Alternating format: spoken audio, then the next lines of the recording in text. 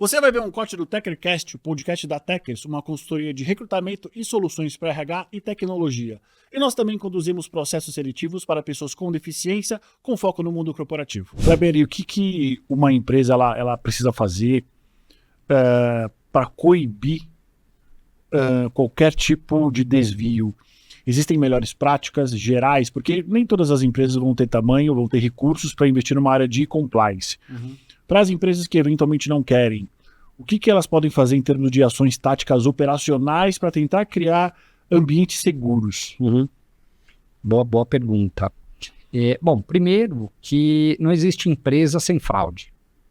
Então, assim, se toda empresa, pequena, média ou grande empresa, em algum momento vai ter algum tipo de desvio. Vai ter algum tipo de, poxa, tá saindo por aqui o dinheiro. Pode ser pequenininho, pode ser uma coisa simples. Peraí. Então, a gente chama muito de análise de risco. Então, eu preciso fazer uma análise preliminar de risco para identificar, poxa, qual é o meu segmento? O que eu faço? Onde que eu atuo? Né? E uma vez você sabendo o que você faz, né, o teu negócio e tal, você tendo essa análise de risco, você consegue meio que ter uma ideia da onde estaria sendo mais suscetível determinado desvio. Vou continuar a resposta aqui. Então, primeiro é analisar o risco, que eu comentei, né? Tem que fazer uma análise de risco. Segundo, aí começam as questões prevencionistas. E eu já queria emendar aqui, porque eu comento isso nas aulas. Você ter, por exemplo, uma espécie de um pacote de ações. Então, não basta somente identificar os riscos. Eu preciso ter pessoas qualificadas para depois apurar aquilo. Eu preciso ter um canal de denúncias confiável. Eu preciso ter, nós chamamos de pilares do programa de compliance. Eu preciso ter a alta administração suportando aquela decisão. Por quê? Não raramente, se você identifica, por exemplo, alguém que é do nível mais simples, aí identifica um risco, manda embora. Vou mandar embora, não sei o que, ok, e se esse nível vai subir? Que é bastante comum. Que é bastante comum. Então, tem que tomar um cuidado. A pior coisa para um profissional de compliance é ter o chamado 2 pesos e 2 medidas. Quando você identifica uma fraude com alguém mais simples, você manda embora. Quando é alguém da média alta liderança, aí você faz o quê? Transfere. Não. Na minha linguagem é tráfico de drogas, né? Você está transferindo a pessoa para outro lugar. Que é isso? Não. Então, tem que ter sim, são várias ações prevencionistas. Eu queria continuar respondendo. Por favor. Porque a gente falou da prevenção. Então, assim, tem a correção. Então, eu tenho uma empresa, acontece alguma coisa e eu vou atrás, né? No caso de uma investigação, por exemplo. Prevenção. Poxa, eu vou fazer os programas de compliance, eu vou fortalecer os treinamentos, eu preciso ter uma área de comunicação muito forte, as pessoas precisam saber o que é, divulgação, que é a tal da prevenção. E eu ensino nas aulas uma coisa chamada trabalhar de forma preditiva. O que é a preditiva?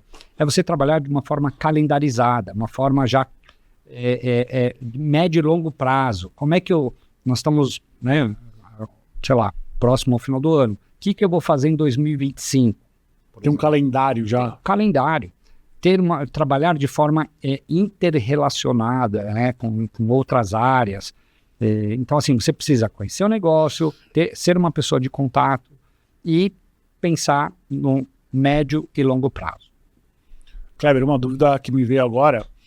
Quando a gente fala de compliance e de combate à corrupção, a gente fala de uma corrupção frente à nossa legislação, ou a gente fala de uma corrupção eventualmente frente à cultura que uma empresa tem, aos processos que ela tem, ou são as duas coisas? São as duas coisas. Tá? A nossa lei anticorrupção, ela é relativamente nova. Sim. Né? Então, assim, a gente está falando de 2015, é uma legislação relativamente nova. Na área jurídica, a gente sabe que tem uma coisa que chama tempo de maturidade para as coisas. Então, não é assim, saiu uma lei, já agora todo mundo... Não, ela vai tendo um tempo para que as coisas aconteçam. O que a gente tem visto é que depois que saiu a lei anticorrupção, muitas empresas muitos órgãos públicos, muitos estados, prefeituras e tal, têm publicado inúmeras legislações para, vamos dizer assim, fortalecer, para criar como se fosse uma rede de proteção. Então, quando você fala corrupção, Edu, sim, eu tenho que respeitar a legislação do país, a legislação local, e, dentro das minhas organizações, criar mecanismos para que as pessoas também respeitem. Provavelmente esse é um dos fatores do porquê que muitas empresas têm cenários caóticos, porque não existe esse conhecimento interno, né, do que é permitido e do que não é permitido fazer. E aí, se a gente extrapolar esse cenário, pouquíssimas pessoas conhecem as leis brasileiras a fundo. Sim. E aí a gente acaba tendo um cenário onde eu vou fazer aquilo que eu acho que eu posso fazer. Sim. E isso é até interessante você comentar isso, porque assim, nós temos no Brasil, aliás, quase todos os países têm uma chamada hierarquia das leis. Então nós temos, por exemplo, a Constituição Federal como a Carta Magna, né, a mãe de todas as leis e tudo mais. E abaixo dela, os demais legislações. Por exemplo, se uma empresa cria um procedimento interno, uma norma, uma política, que eventualmente contraria essa hierarquia das leis, eu posso ter dentro da minha empresa uma política, uma norma, enfim, que é considerada inconstitucional. Por quê? Porque ela não respeitou os limites daquele país. E você viu isso, né? Eu trabalhei em diferentes empresas, Edu, hoje tem que tomar um cuidado, Mari, porque muitas empresas vem aquele negócio assim, isso é do corporativo, isso só tem que implementar. Já viu isso, Edu? Bastante. Poxa, e não é simplesmente pegar o que veio de fora, traduz ali, implementa. Não. Eu tenho que ver primeiro o seguinte, se aquilo que está vindo faz sentido para o meu público. Faz sentido? Detalhe, às vezes a empresa tem capital, sei lá, na China, mas ela tem operações na América do Sul inteira. Pode ser que até para o Brasil, tudo bem, sirva. Será que para o Chile, para a Venezuela, para a Colômbia vai servir? Talvez não. Então eu tenho que respeitar sempre a legislação local, né?